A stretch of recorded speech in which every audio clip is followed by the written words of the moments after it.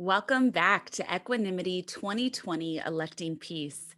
I'm Devi Brown, and I'm here with Deepak Chopra as we bring you a series of daily talks sharing timeless wisdom and practical tips to meet the current moment. Now, today is a very, very big day in our series. This is Election Day here in the US, and there are a lot of feelings and experiences happening throughout today in our lives and in the world. Deepak, welcome. Thank you so much for this beautiful series. Thank you, Devi. It's always fun to shoot the breeze with you. Today, Deepak, we got a tremendous response from our most recent sharing with one another related to helping people cultivate compassion within themselves. And today, as our theme, we're really speaking to holding a space of compassion for other people as we navigate a pretty triggering day for many. So the way to understand compassion for others, remember the definition of compassion is the desire to alleviate suffering. That's my definition. Okay, that is based on something called empathy. We discussed this before. Empathy is feeling what an emotional brain resonates with the other person's brain. If you've ever seen, say, a child being slapped, you wince, right? Or you see somebody injured and your body goes into a kind of a stress mode. Why is that? Because you're feeling what they're feeling. Your emotional brain is resonating with their emotional brains. That's the first step. If you don't have empathy, then you can't have compassion. Okay, empathy is literally feeling what another feels. It's more than stepping into their shoes. It's stepping into their body. It's stepping into their mind. It's stepping into their emotions. It's actually stepping into their soul, but not their ultimate soul, which we call pure consciousness, their conditioned soul, which is giving rise to the experience of mind and emotions and images and feelings and thoughts and bodily sensations. All of that is their mind. Okay, so now if you can't step into their mind, then you can't feel what they feel. Okay, that's number one. Some people stop right there. They say, I don't want to feel what, you know, uh, Black Lives Matter feels. I don't want to feel what white supremacists feel. Well, then you can't get to second base. If you say to yourself, I don't want to feel what Black Lives Matter is feeling, or what the descendants of slavery are feeling, or what the white supremacists, unconscious, unfortunately, descendants of colonialism are feeling. If I judge them before, then I don't get to step base one. Okay, so I have to feel what the other feels. Secondly, I have to have the desire to alleviate suffering, period, because my suffering and the other's suffering is intertwined, it's intertangled.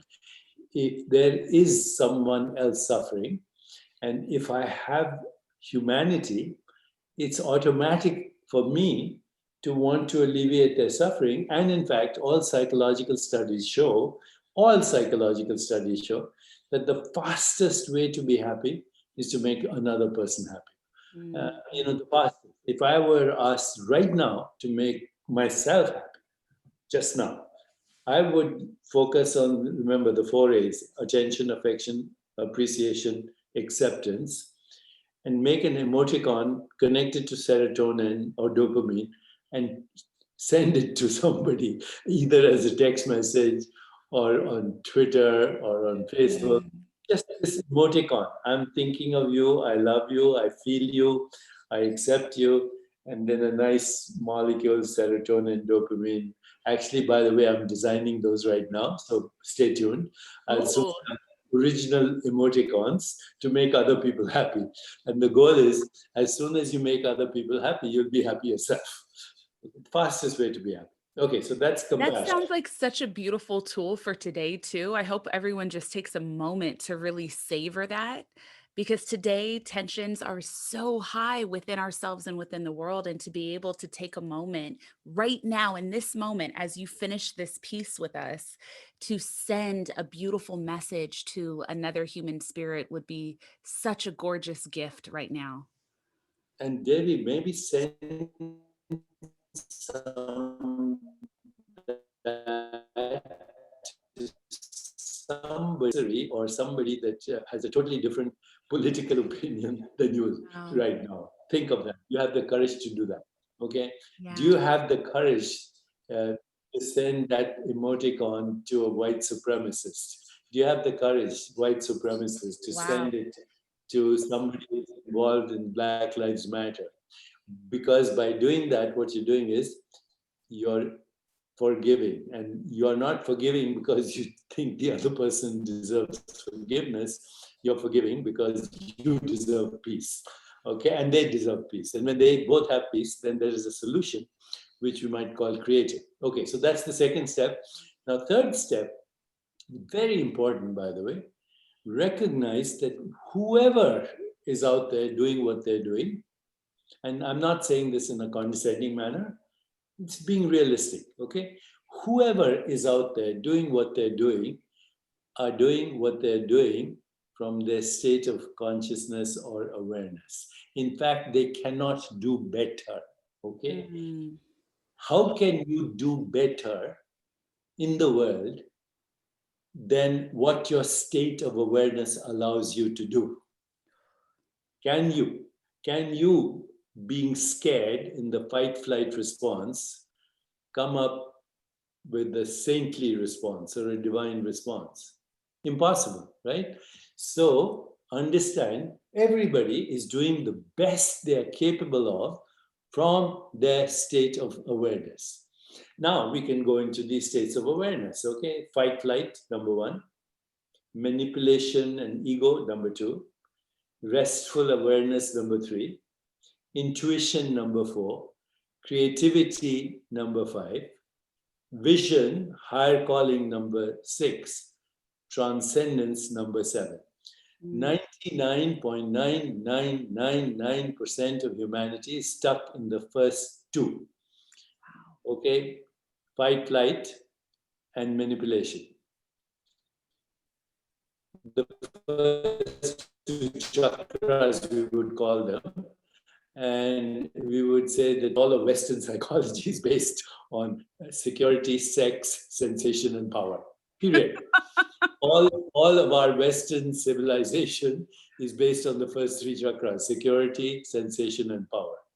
And our psychology systems of education are all based on that.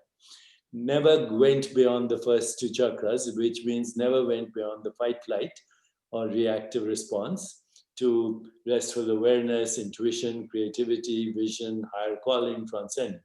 So, how do you deal with somebody who's at the first level or the second level? Yeah. Well, you relate to them first. Mm. If they're scared, you understand they're scared. If they're angry, you understand that they're angry. Never mind the cause. If you understand they're feeling hostility or fear or guilt or shame or depression, forget the reasons, because obviously there are reasons. But you understand this is what they're coming from. Till you understand that, you don't even get to the first base. Once you understand them, then you take them to the next level. So if they're in the fight flight, you say, okay, there's a better way, and that is, achievement, success. Okay, that's the ego response. And I can tell you how to achieve success. I can show you. It's education, it's understanding commerce, it is collective collaboration, it is the new emergence. There are lots of ways to achieve success. If you understand success as the progressive realization of worthy goals, the ability to love and have compassion, and most importantly, getting in touch with your creative center. So my dear friends, even though I don't agree with you and your political philosophy, I understand. And I also understand that there's a better way. So I'm asking you now, who is scared, obviously, or maybe angry, or maybe feeling hostility, or maybe feeling guilt or shame or anxiety or depression. I understand that. But now, what do the questions I ask myself every day? Who am I? What do I want? What's my purpose? What am I grateful for? Ask the other person, who are you? What do you want? What's your purpose? Then get in touch with their values, their real values. What are your peak experiences? What is your purpose in life? Who are your heroes in history, mythology, religion? What do you expect in a good friendship? What does a good relationship mean to you? What's your story? Tell me your story. Tell me what your values are so I can understand. And together, we can achieve success. Once you've achieved success, then you take the next step, okay, which is restful awareness. Then you take the next step. You slowly move in collaboration rather than in competition, Mm, even with your adversaries. So every adversary, every enemy is a potential ally. In fact, if you don't have adversaries in your life, please go out and find one because they're your best teachers. That's it. oh my goodness. Oh, wow. So expansive. And I just really hope everyone anchors in the messaging of today. And, I can't stress enough, it doesn't mean to be able to reflect on what another person is feeling, like you shared, Deepak, in identifying you are in pain or you are scared or there are unhealed facets of your I experience. can feel it, and I can feel it. And I can feel it. But it doesn't mean that you have to agree with the reasonings behind their behavior. And it doesn't even mean that you have to know the depths of their story. It's just experiencing them in this moment and calling out what that emotion is and being clear on that. And Devi, at all times, reminding yourself that you need to stay centered, irrespective of the good, bad, what is happening here. You need to stay in that place of restful awareness. In our yogic traditions, the phrase is yogastha kuru karmani. Yogastha means established in yoga, connected to the source, perform action. Mm, So you have both inner silence and dynamic activity at the same time. mm. That's yoga. So beautiful. Gorgeous tools for today. Tensions are high, but we have the opportunity to still share love and kindness with ourselves and others. That is my biggest takeaway from this conversation. Thank you, Devi. And I'd love to share with everyone this beautiful series is on our app, of course, right here on the Chopra app. Please send it to a friend if you think that this can be useful and supportive to them this week. And we have some beautiful meditations available right now, right on the app in the section we've curated with tools for this moment. So, Accepting What is a meditation that's available along with Just Breathe, narrated by Deepak. And Roger Gabriel has a series for releasing sadness and conscious action right here on the app. Deepak, I cannot wait to see you tomorrow. Thank you so much. Thank you, Devi. See you tomorrow. Let's see what happens. We'll deserve what we get. Ooh, Doesn't matter what we get, it'll be what we deserve. Our collective consciousness will determine that. and there will still be opportunity in there for us. Always, always.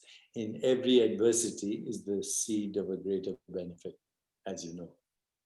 Amazing. Thank you, everyone, for joining us. Please keep your beautiful hearts expanded and open today. Namaste. Namaste.